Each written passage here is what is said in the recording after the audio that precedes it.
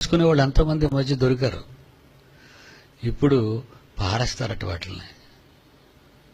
ఏం చేసుకుంటారో అయిపోతున్నాం మనం. చచ్చిపోతాం కదా, ఈ బొమ్మలు ఏం చేసుకుంటాం.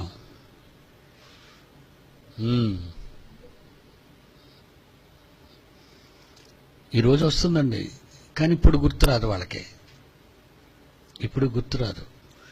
యూట్యూబ్లో అండి చాలా మనం పెడుతున్నారండి బాగా. యూట్యూబ్లో మనవి బాగా పెడుతున్నారు. మన పిల్లలు యూట్యూబ్లో లోడ్ చేస్తున్నారు మన ప్రసంగాలన్నీ. కానీ సాతానుగాడు ఏం చేశాడు తెలుసండి, పైన ఒక బూతు కింద ఒక బూతు. యూట్యూబ్ దారుణమైన బూతులండి. ఎంత పకడ్బందీగా వాడు ప్లాన్ చేస్తున్నాడు చూసారా. వాడు ఒక మంచి ప్రసంగం ఉంటుంది యూట్యూబ్లో, దాని మీద ఒక బూత్ ఉంటుంది. ఇప్పుడు వాడు అక్కడికి వెళ్ళగానే ఏది ఆన్ చేయాలనుకుంటాడు, భూతంలో నుంచి వచ్చిందే బూతు. కానీ అది కావాలి. దేవుడెందుకు? దేవుడెందుకు? ఇలాంటి పనికి మాలిన వెధవలందరూ కూడా పరిగెడతారండి, ఉండరు అక్కడ. వేసేస్తాడు. ఒరే క్షణకాలం ఉండు నీ భోగపు భోగపు ఆనందం. క్షణకాలం ఉండి ఆనందం కోసం కదరా వేగిరి పడుతున్నావు. ఎంతసేపు ఎంజాయ్ చేస్తావు? ఒక వ్యభిచారి దగ్గర ఎన్ని గంటలు ఎన్ని రోజులు గడుపుతావురా కుక్క, ఓపిక లేని కుక్క. క్షణంతోనే నీ సుఖాలన్నీ పోతాయి, నీరు గారిపోతాయి దరిద్రుడా. ఎంతకంటే మరి ఇంకేం తిట్టమంటారు చెప్పండి. ఎంతసేపు రా ఎంజాయ్ చేస్తావు? ఒక ఆడదంతా ఒక మగాడితో, ఒక ఆడది కానీ ఒక ఆడదంతా మగాడు కానీ ఎంతసేపు రా? Seconds, minutes. ఓడిపోయిన లేచిపోయే చవట.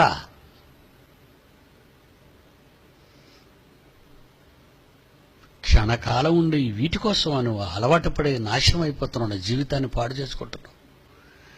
శరీర సంబంధమైన కోరికలకు బానిసగా మారిన నువ్వు దేవుని దగ్గరికి రామా? ఎవరు చెప్తాడు నీకు భయం? ఇంకా అమ్మ చెప్పదు, నాన్న చెప్పడు, కట్టుకున్నది చెప్పదు, కట్టుకున్నవాడు చెప్పడు. బలి శవాన్ని పీక్కుతుంటాయి రాబోయే కాలంలో. చూసావు కదా తినడం ఎలా తింటున్నాయో. స్కిన్ లెస్ తినేవాడు ఉన్నాడు, స్కిన్తో తినేవాడు ఉన్నాడు, బోన్ లెస్ తినేవాడు ఉన్నాడు, బోన్స్తో తినేవాడు. మొత్తం తినేయడానికి వచ్చాయి. నీళ్ళకి స్పెషల్ అడగడానికి రాలేదు. కనబడితే చాలా పీక్కుంటాయి, నిన్ను పీక్కు తినేస్తాయి. స్కిన్ తింటాయి, మటన్ తింటాయి. నీ దుమ్మును కొరికేసావు అవుతాయి, అవి కొరికేసుకుని అవి తినేస్తాయి. ఏముండవు అక్కడ. మిగతా ఏమైనా అక్కడ పడి ఉంటే పురుగు వచ్చి తినేస్తుంది. అయిపోయింది నీ పని. ఏమాత్రం మానవ జీవితానికి, కర్తాకర్మ లేని మానవ జీవితానికి ఏ క్షణం నీ పిడికిడు గుండె ఆగిపోద్దో, బెక్కమహం శవం కళ్ళు వేసుకుని పడిపోతావో నీకే తెలియదు. నువ్వెంత పొగరున్నా, నీకు నువ్వెంత పెద్దవాడవైనా, ఎంత పెద్ద అధికారంలో ఉన్నా, నిన్ను చిత్తు చేయటం దేవుడికి పెద్ద పని కాదు. కానీ దేవుడిలో జాలి, కనికరం. ఒక పాపి, ఆడెంత మత ఛాందస్యవాదైనా, ఒక పాపి కూడా తప్పిపోకూడదు, మారాలని ఎదురు చూస్తున్న నీ తండ్రి ప్రేమ నీ బ్రతుకులో ఇక అర్థం కాదురా నీకు. ఇంకా అర్థం చేసుకుంటారా? నాశనం అయిపోతారు. ఎవరికెవరు కారు.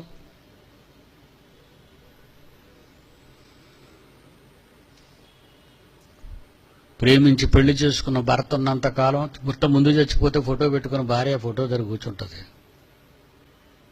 భార్య కూడా చచ్చిపోతే ఆ తల్లి వాళ్ళకి పుట్టిన పిల్లలు పట్టుకొని కూర్చుంటారు. ఆ తర్వాత అరే ఈ ముసిరి ఫోటోలు అనేది పారేయండిరా బయట. అయిపోయింది నీ పని. నీ చరిత్ర ముగిసిపోయింది. భూమి మీద నీకు చరిత్ర లేదు. నీకంటూ ఒక చరిత్ర ఉంది. ఆ చరిత్ర నీకు అర్థం కాదు. ఆ కాళ్ళు పట్టుకో, చెప్తా నీ చరిత్ర ఏటో. ఉట్టిని చెప్తే మీకు అలాగే ఉంటుంది. విదేశీ మతం అంటారా పిచ్చోళ్ళారా. ఇది విదేశీ మతం కాదురా, మరో లోకపు నీ వింత గాథ. దయ్యాల సినిమాలు తీయడం కాదు, ఆత్మల శరీరంలో ప్రవేశపెట్టడం కాదు. నీ ఆత్మ ప్రాణం విడిచిన శరీరాన్ని వదిలిన మరుక్షణం అసలు ప్రకృతిలో ఉండదురా పిచ్చి కన్నా. చిన్నపిల్లాడు రా నువ్వు, ఏబిసిడీలు కూడా రావు నీకు, ఏయో చెబుతావు అనుకుంటావు. నా దృష్టిలో నువ్వు బఫూన్ గడ్లా కనబడుతున్నావు. సమాజాన్ని బాగు చేసే ఒక లక్ష్యం కూడా లేదు ఎవరికి. దోచుకుందామనే లక్ష్యాలు 100. ఓకే, మరో వాక్యం చదువుకుందామండి.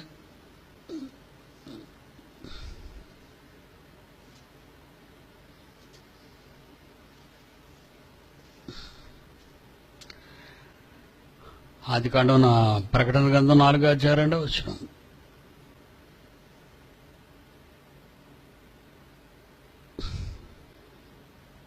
ఏమ్మా 4:2 నేను వెంటనే ఆత్మోషుడయ్యాను, అదిగో పరలోకమందు ఒక సింహాసనం, సింహాసనం అందు ఒకడు ఆసీనుడిగా ఉన్నాడు. చనిపోయే ముందు ఇవే కనబడతాయండి. చావు అనేది మీ దగ్గరికి వచ్చినప్పుడు, మీ చేతులు అనేవి పని చేయలేనప్పుడు, మీరు నోరనేది శబ్దం రానప్పుడు, నిర్జీవంగా ఆ కళ్ళు ఒక విచిత్రాన్ని చూస్తుందండి. అదేంటో తెలుసా? చదువమ్మా. ఆత్మవశుడనైతేని అదిగో పరలోకమందు ఒక సింహాసనం వేయబడి ఉంది, సింహాసనం ముందు ఒక ఆయన కూర్చున్నారు, పెద్ద ఆయన. 7వ అధ్యాయం అపోస్తల కార్యాలు, 7వ అధ్యాయం అపోస్తల కార్యాలు. దేవుని పిల్లలు చనిపోతూ ఆఖరి క్షణాల్లో చివరి ఘట్టం అది, లాస్ట్ సీన్ భూలోకం నుండి పరలోకాన్ని చూడడం అదే. 7వ అధ్యాయం అపోస్తల కార్యములు 55వ వచనం. అయితే స్టెఫెను పరిశుద్ధాత్మతో నిండుకొనిన వాడై ఆకాశమేపు తీరి చూచి దేవుని మహిమ, ఈ లోకానికి వచ్చి రక్తం కాల్చిన మహనీయుడైన ప్రభు తండ్రి కుడిపార్శ్వాన కూర్చోవటం చూచి ఆకాశం తెరవబడిపోయింది. మనిషి కుమారుడైన యేసుక్రీస్తు దేవుని కుడిపార్శ్వమున ఉన్నాడు. మన పద్య ఉండి మన కోసం మరణించి మన కోసం రక్తం కార్చిన యేసు అక్కడున్నాడా?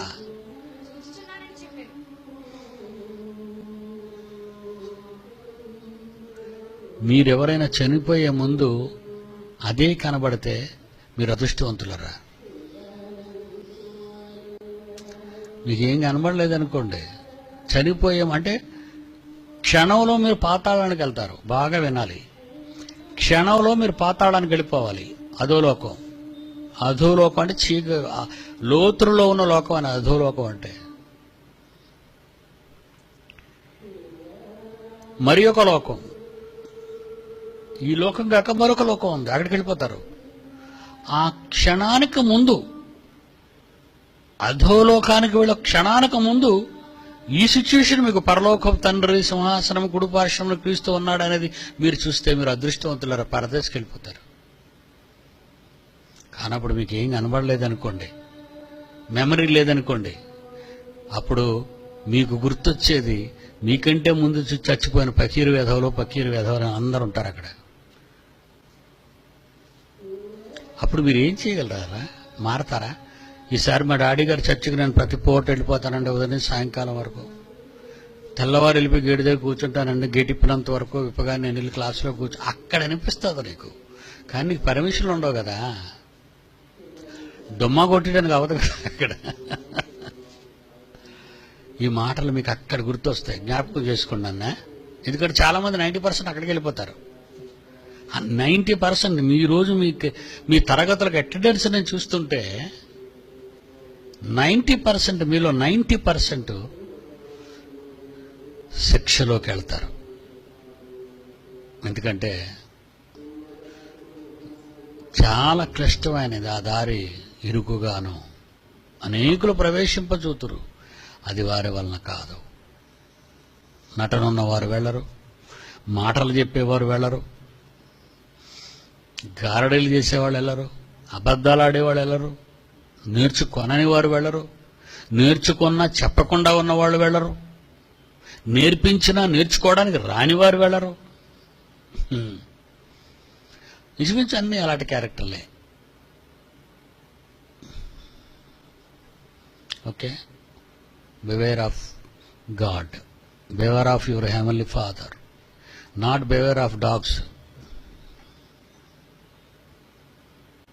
God bless you. రేపు కలుసుకుందాం. అందరికీ సెలవు.